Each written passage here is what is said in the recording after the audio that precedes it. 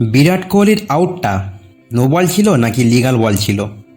চলুন প্রথমে দেখে নিই নিয়ম কি বলছে। তো নিয়ম বলছে কোমরের উপর ডাইরেক্ট বল থাকলেই সেটা নো বল ঘোষণা করা হবে। কিন্তু বিসিসিআই এবছর থেকে আইপিএলের জন্য এই নিয়মটা একটু চেঞ্জ করেছে। বিসিসিআই এবছর প্রত্যেক খেলোয়াড়দের হাইটের মাপ নিয়েছে এবং এর সাথে সাথে কোমরের উচ্চতার মাপও নিয়েছে।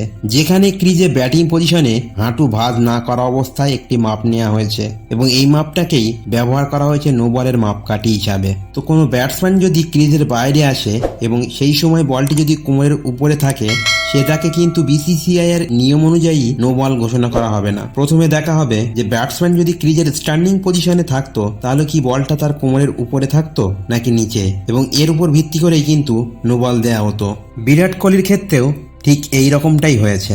আমরা দেখেছি যে বিরাট কোহলি ক্রিজের একটু বাইরে ছিল এবং বলটা তার কোমরের উপর দিয়ে গিয়েছে, কিন্তু নো বল বিবেচনার ক্ষেত্রে বিরাট কোহলির কোমরের মাপ নেওয়া হয়েছে তার ক্রিজের স্ট্যান্ডিং পজিশনের উপর ভিত্তি করে, এবং দেখা গিয়েছে কোহলি যদি ক্রিজে থাকতো তাহলে বলটি তার কোমরের নিচ দিয়ে চলে যেত। এই কারণেই বিরাট কোহলিকে আউট দেওয়া হয়েছে এবং বিসিসিআই এর নিয়ম অনুযায়ী এটা একদম সঠিক ডিসিশন ছিল।